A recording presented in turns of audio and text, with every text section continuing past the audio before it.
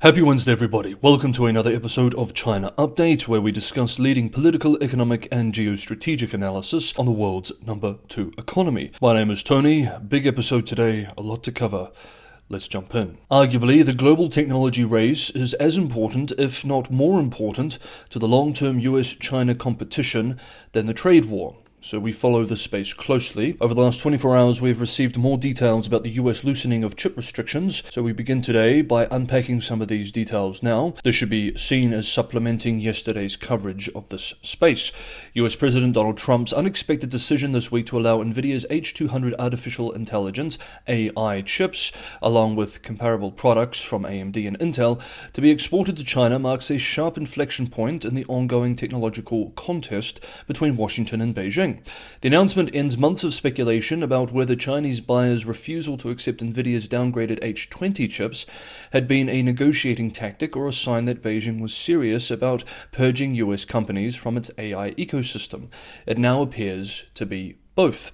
Beijing will permit purchases of the more capable H200s, but only through a case-by-case approval system that preserves its long-term ambitions for semiconductor self-reliance. For China's leading AI developers, the approval offers a lifeline. Although the H200 is not Nvidia's most advanced processor, that title belongs to the Blackwell generation GPUs, it still dramatically outperforms anything currently available domestically and can help fill acute gaps in model training capacity. PRC hyperscalers, despite public messaging about de-Nvidia-ing, continue to run abundant high-end Nvidia hardware accessed via overseas cloud channels. The H200 adds an additional, legally permitted rung on that latter. Yet, even as Washington loosened one restriction, it added another. Trump announced that Nvidia will pay the US government a 25% commission on H200 sales to China. Because export taxes of this nature are illegal, the chips will be fabricated in Taiwan, shipped to the United States, and then re-exported, allowing the government to classify the fee as an import tariff.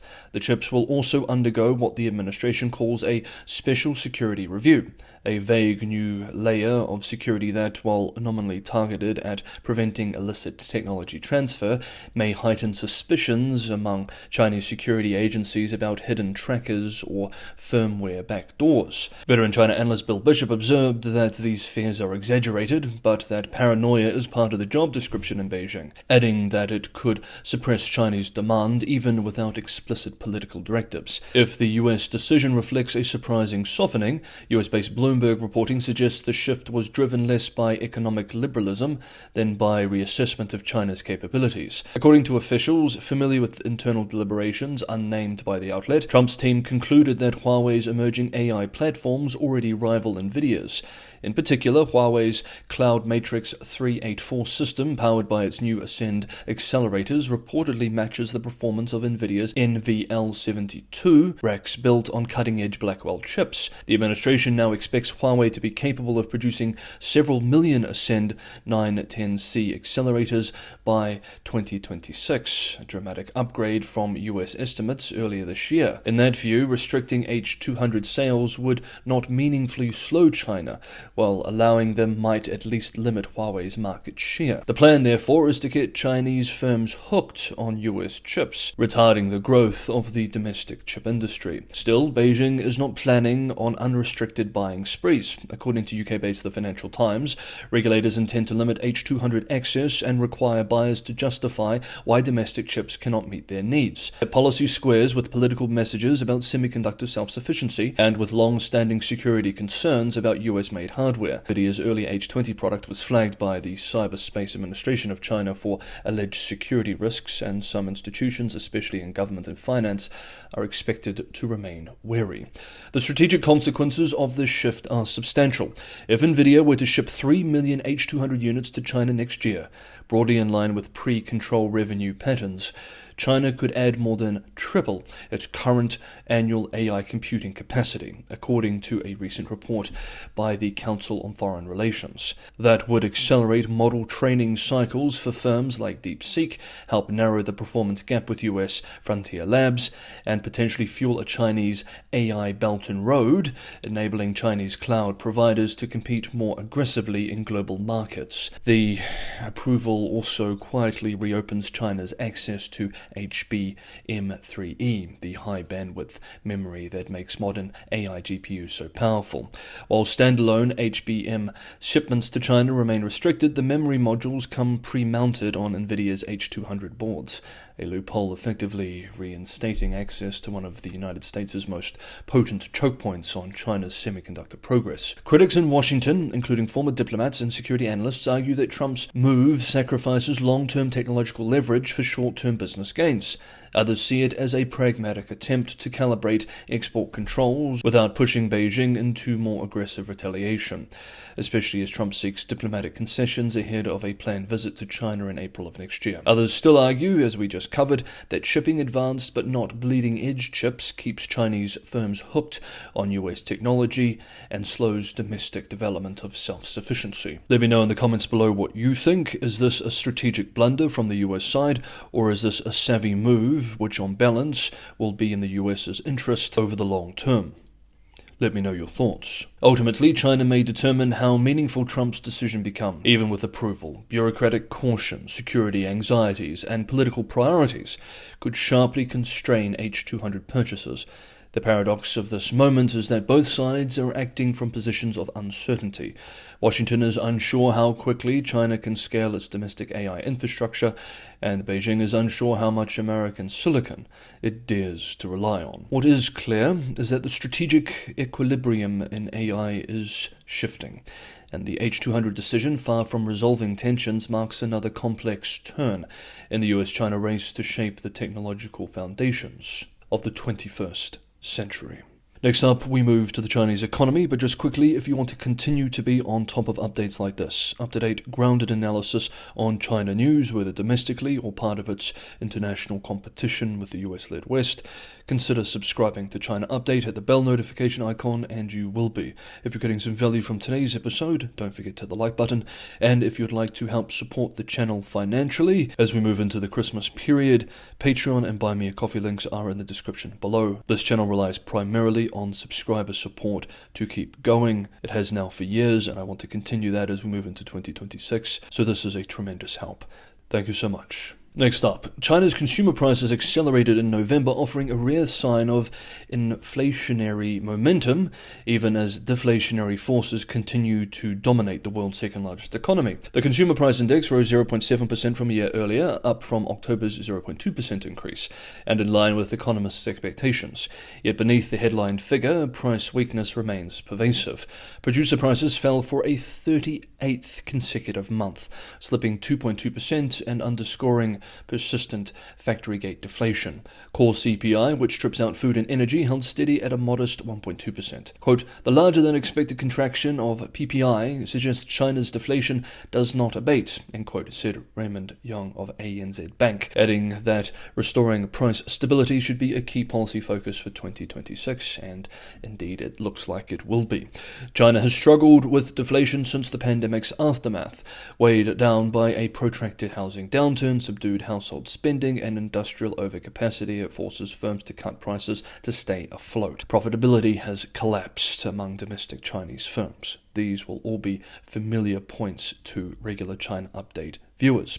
Even November's strongest CPI reading was flattened by surging gold jewelry prices, which jumped 58.4% amid global bullion strength. Meanwhile, China's GDP deflator has remained negative for more than 2 years, its longest decline on record, dampening nominal growth despite the economy being on course to meet its roughly 5% real GDP target for 2025. And finally for today, we also have more details on the escalating Japan-China tensions, specifically the very dangerous military escalation from Sunday, which we initially covered on Monday. We have more details, and so we we need to examine these here. The latest radar lock-on incident between Chinese and Japanese fighter aircraft marks a dangerous escalation in an already fraught strategic environment. As we initially discussed on Monday, over the weekend, Tokyo revealed that two PLA Navy carrier-based fighters operating near the Liaoning Carrier Group had locked on two Japan Air Self-Defense Force JASDF F-15s with radar. Beijing countered immediately, insisting that Japan had been notified in advance of the training area and that the Japanese jets also activated their radars. What might seem like a technical dispute over radar protocols is in fact a sharp reminder that the risk of miscalculation between Asia's two largest powers, the world's second largest economy and a key security ally of the United States, is rising quickly and visibly. Japan flatly rejects China's claim of advance notification. Quote, China claims to have announced the training airspace and sea area in advance, but we are not aware of any such prior notification, end quote, Defense Minister Shinjiro Koizumi told Parliament, emphasizing that the encounter unfolded over international waters near Okinawa. Meanwhile, Chinese state-affiliated media insisted that Japan had acknowledged the warning by radio and that the PLA aircraft only activated its search radar after a JASDF fighter approached within 50 kilometers. Tokyo's foreign ministry retorted that China is, quote, fabricating a variety of things to disseminate, end quote, underscoring how contested even the basic facts have become. Making matters worse, Japan says China did not answer the bilateral defense hotline during the incident. Established in 2023 to prevent precisely this kind of escalation, the line failed at a critical moment. Quote, our side tried to call, but the other side didn't accept it, end quote, a Japanese lawmaker said. This technological and political malfunction demonstrates a troubling reality. Crisis management mechanisms exist, but are not being used. With both sides blaming the other, it will ultimately come down to which side different nations trust. Beijing's few security partners will likely side with it, Japan's security partners with Japan. Of course, Japan has a much better record in recent decades with transparency and honesty versus China, so many third countries will likely be inclined to side with Japan's stating of the facts. In Beijing, a foreign ministry spokesperson doubled down, claiming China's actions were, quote, professional, standard, and beyond reproach, end quote, while urging reporters to question why Japanese fighters, quote, came to those areas to create this dangerous incident, end quote. Tokyo sees it differently. Liberal Democratic Party lawmaker Takayuki Kobayashi called China's radar lock-on, quote, an extremely dangerous act that could easily lead to an accidental incident, end quote, and absolutely unacceptable. This exchange would be concerning on its own, but it comes against a backdrop of the most rapid military build-up in Japan's southwestern islands in more than 4 decades. From Kyushu to the far-flung outpost of Yonaguni, just 110 kilometers from Taiwan, Japan is fortifying what analysts now call a, quote, missile archipelago, end quote. New radar towers, ammunition depots, anti-ship and anti-air missile units, electric warfare detachments, and F-35 deployments are transforming the Ryukyu chain into a forward defense belt.